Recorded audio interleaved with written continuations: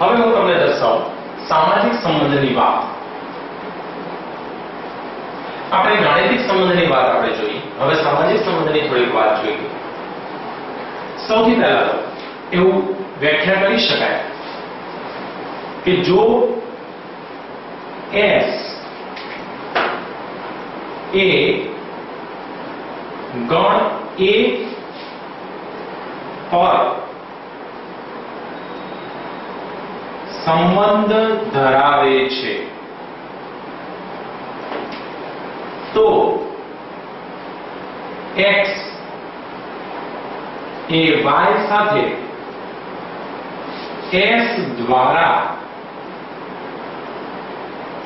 સંબંધ ધરાવે છે.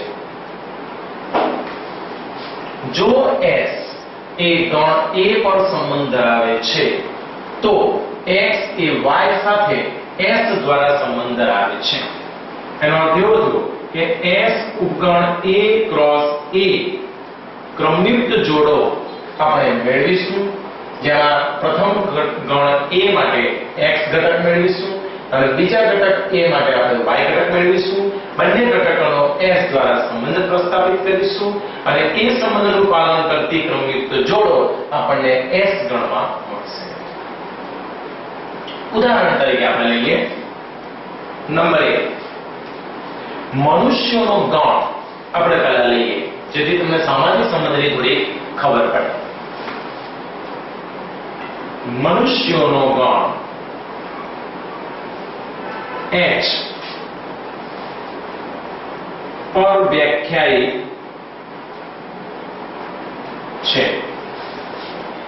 આનો એક સંબંધ આપી દો દોસ્તો તમને કે સંબંધ XY જ્યાં X એ Y નો ભાઈ છે. આવશું ભાઈ આવ્યું તો તમને લાગશે કે સામાજિક સંબંધની વાત કરું છું તમારી સાથે, રાઈટ? X અને Y બંને સભ્યો H ગણમાંથી મેળવવાના છે. હવે H ગણ તો મનુષ્યના ગણની વાત કરી. મનુષ્યના ગણમાં છોકરા પણ આવી શકે, છોકરી પણ આવી શકે, બંને જાતિ આવી શકે. ઓકે, તો બંને જાતિના કેટલા નામ આપણે લઈશું અને એ નામનો આપણે ક્રોસ ગુણાકાર કરીશું. આ ગુણાકાર આ રીતે તમારે મેળવવાનો છે S ઉપગણ H ક્રોસ H. પણ H ક્રોસ H ની તો ઘણી બધી ક્રમયુક્ત જોડ મળે. શું બધી જ ક્રમયુક્ત જોડોની વાત આપણે કરવી યોગ્ય છે? ના, એટલી જ ક્રમયુક્ત જોડની વાત કરીશું કે જે આ સંબંધનું પાલન કરે. દાખલા તરીકે આપણે લઈએ દેવ અને રુચા, બે વ્યક્તિની વાત કરી. ઓકે, દેવ આ H ગણમાંથી પ્રાપ્ત કરેલ છે, રુચા H ગણમાંથી પ્રાપ્ત કરેલ છે. બંને ઘટકો દ્વારા એક ક્રમયુક્ત જોડ મળશે. તો દેવ રુચા શું આ ક્રમયુક્ત જોડ ગણ S માં આવશે?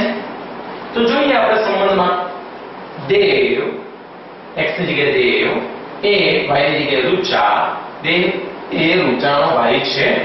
તો તમે વિચાર કરો કે છોકરો દેવ એ રુચાનો ભાઈ હોય, ઓબ્વિયસલી હોય, છોકરો છોકરીનો ભાઈ હોય, તો આ ગણ S માં આવશે. પણ આપણે બે ઘટકો એવા મળે સીતા અને ગીતા. H ગણની અંદર ક્યારેક એવું પણ બનશે કે બંને ઘટકો છોકરી તરીકે પણ ક્રમયુક્ત જોડમાં લઈ શકાય. તો એક જોડ આવી મળે Sita Gita belongs to S. શું આ જોડ ગણ S નો તો ઉપગણ છે, પરંતુ શું એ ગણ S માં આપેલા સંબંધનું પાલન કરશે? ચેક કરીએ. સીતા એ ગીતાનો ભાઈ છે, છોકરી છોકરીનો ભાઈ છે. જોતાની સાથે આપણે આસાનીથી કહી શકીએ કે સામાજિક સંબંધની કોઈ વાત જ નથી. સીતા એ ગીતાનો ભાઈ ન હોઈ શકે, માટે does not belongs to S. તો આ રીતે તમે સમજ્યા, આ બધા સામાજિક સંબંધો છે. હું તમને બીજા એક સંબંધની વાત કરું. નંબર 2, ગણ C એ 2011 સુધીના મુખ્યમંત્રી નો ગણ છે. ઓકે, સંબંધને આ રીતે આપણે જોડીએ. x y જ્યાં x એ y નો પુરોગામી છે. x અને y બંને ગણ C માંથી આપણે મેળવીશું. હવે વાત તો આ રીતે છે દોસ્તો કે S સંબંધ એ C ક્રોસ C માંથી પ્રાપ્ત થશે.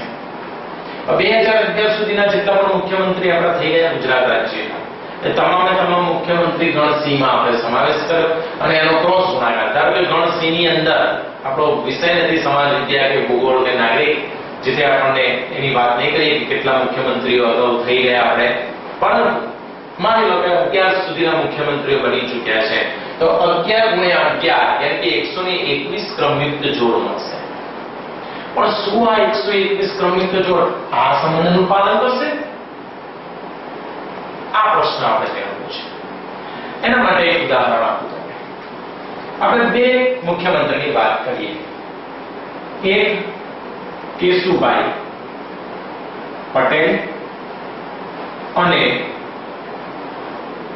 નરેન્દ્રભાઈ મોદી. આ બે મુખ્યમંત્રીની વાત કરીએ અને આની એક ક્રમયુક્ત જોડ બનાવીએ. કેશુભાઈ કોમા નરેન્દ્રભાઈ.